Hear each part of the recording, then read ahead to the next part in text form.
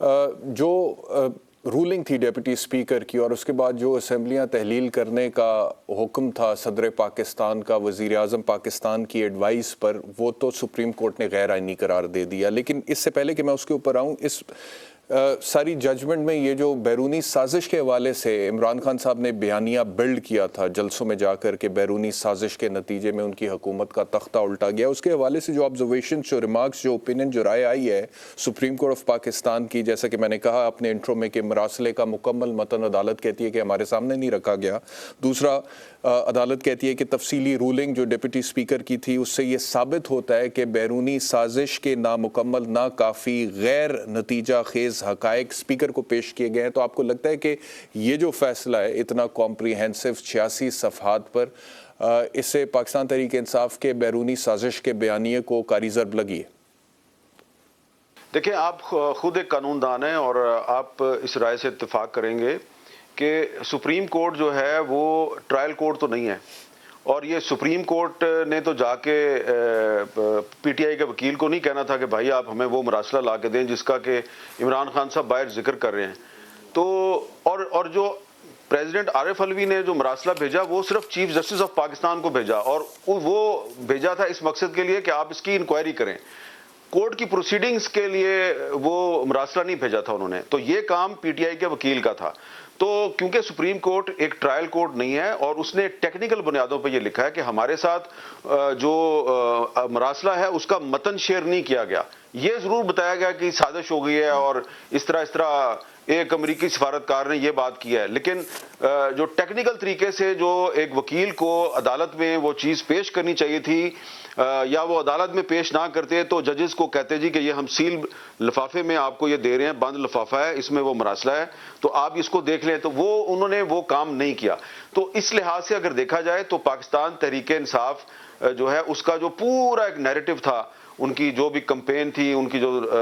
سیاست کا جو ایک نیا انہوں نے باب شروع کیا ہے، تو وہ بیس کرتا تھا غیر ملکی مداخلت اور غیر ملکی سازش کی بنیاد پر. اس کی بنیاد ایک خط پہ تھی. تو سپریم کورٹ نے اس کو مسترد کر دیا ہے. تو میں سمجھتا ہوں کہ ان کے بیانیے کو کاری ضرب نہیں لگی، ان کا بیانیہ جو ہے وہ تباہ و برباد ہو گیا ہے، اور اس کی ذمہ داری جو ہے وہ ان کے وکیل پہ عائد ہوتی ہے. اور میں آپ کو ایک اور مثال دوں گا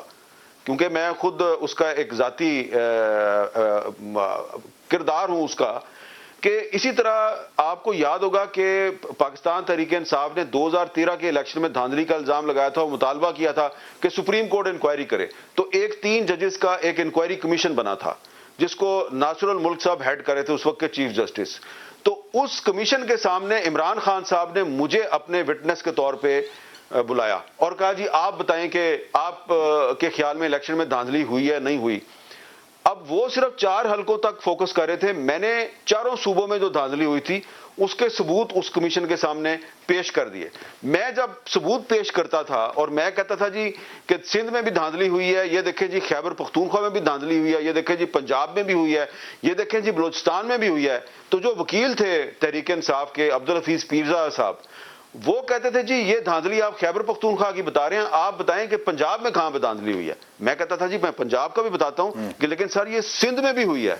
تو جو تحریک انصاف کا جو وکیل تھا اس نے مجھے ایویڈنس صحیح طریقے سے پیش نہیں کرنی دی، اور جب میں نے اپنی ایویڈنس وہاں پہ مکمل کی، جو سوال جواب میں کر رہا تھا وہ میں مکمل کر کے جب میں آ کے اپنی سیٹ پہ بیٹھا تو میرے ساتھ ہی عمران خان صاحب بیٹھے تھے، اور عمران خان صاحب نے مجھے کہا کہ یار یہ پیرزا صاحب جو ہیں انہوں نے صحیح طریقے سے تم سے ایویڈنس نہیں لی، تم بڑے اچھے طریقے سے ایویڈنس پیش کر رہے تھے. تو جو ان کے ساتھ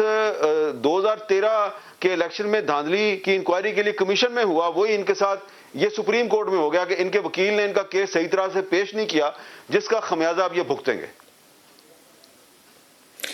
اب آپ کو لگتا ہے کہ پاکستان تحریک انصاف کا یہ جو مطالبہ تھا کہ جوڈیشل کمیشن بنایا جائے، اور کئی بار جلسوں میں بھی بارہا عمران خان صاحب خود بھی یہ کہہ چکے ہیں اور پاکستان تحریک انصاف بطور سیاسی جماعت بھی کہتی ہے کہ اصل بیرونی سازش سامنے ہی تب آئے گی جب جوڈیشل کمیشن بنے گا، تحقیقات ہوں گی، پھر دودھ کا دودھ اور پانی کا پانی ہو جائے گا. تو اگر اپیرنٹلی دیکھا جائے it's just a different domain جو آرٹیکل 184(3) میں کانسٹیٹیوشن کے سپریم کورٹ نے از خود نوٹس لیتے ہوئے یہ فیصلہ سنایا ہے جس کی 86 صفحات پر مشتمل، اور اس میں بیرونی سازش کے حوالے سے جیسا کہ آپ کہہ رہے ہیں کہ آپ کو لگتا ہے کہ وہ مکمل طور پر تباہ و برباد ہو گیا، دفن ہو گیا، لیکن اگر وہ جوڈیشل کمیشن کی بھی جو ڈیمانڈ ہے تو اس میں بھی انہی جج صاحبان نے انکوائری کرنی ہے نا جی. ڈومین ڈیفرنٹ ہے، جورسڈکشن ڈیفرنٹ ہے، لیکن یہی جج صاحبان ہوں گے. تو آپ کو لگتا ہے کہ اب اس مطالبے میں بھی کوئی جان رہ گئی ہے کہ جب تک یہ جوڈیشل کمیشن نہیں بنے گا، تحقیقات نہیں ہوں گی، تب تک سچ سامنے نہیں آئے گا؟ دیکھیں، ایک تو آپ نے یقیناً یہ ججمنٹ بڑے غور سے پڑھی ہے. میں نے تو جتنی میری بساط ہے اس کے مطابق میں نے پچھلی پوری رات لگا کے اس ججمنٹ کو بڑے غور سے پڑھا ہے. پھر میں دن کو بھی دوبارہ اس پہ نظر دوڑائی ہے. مجھے تو یہ لگ رہا ہے کہ اب یہ معاملہ جو ہے وہ ختم ہو گیا ہے اور it is a close chapter now. اب اگر سپریم کورٹ سے وہ دوبارہ مطالبہ کرتے ہیں اور سپریم کورٹ جو ہے وہ اگر اس پہ کوئی کارروائی آگے بڑھانے کی کوشش بھی کرتی ہے، تو جو اب الزامات لگا رہے ہیں فواد چودھری صاحب اور خود عمران خان صاحب ججز پہ اور پھر اسٹیبلشمنٹ کے حوالے سے کہ ان کے منہ کو خون لگا ہوا ہے اور یہ بند کمروں میں بیٹھ کے فیصلے نہیں کر سکتے، تو میرا خیال ہے اس کے بعد تو اگر کوئی جج جو ہے وہ اس کو اگر آپ انکوائری کمیشن میں بٹھائیں گے بھی تو وہ سوچے گا کہ اگر میں نے فیصلہ جو ہے وہ عمران خان صاحب کی مرضی کے مطابق نہ دیا تو یہ میرا نام لے لے کے پتہ نہیں کیا کریں گے. مجھے تو یہ ایکس مسٹر وائی نہیں کہیں گے، میرا تو یہ نام لے کے میری ایسی کی تیسی پھیریں گے. میرا خیال ہے کہ یہ اب ایک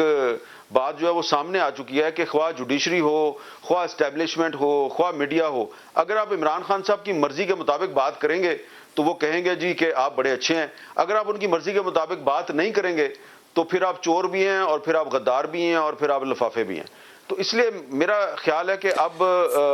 میری ذاتی رائے میں کوئی جج صاحب جو ہیں وہ ایسے کسی کمیشن میں نہیں آئیں گے کہ جس کمیشن کا مقصد صرف عمران خان صاحب کی انا کو مکھن لگانا ہوگا یا ان کی ایگو مساجنگ کرنا ہوگی. تو میرا خیال ہے ایسا کوئی جج اب مجھے پاکستان میں نظر نہیں آتا جو کمیشن میں بیٹھ کے تو عمران خان صاحب کی ایگو کو مساج کرے.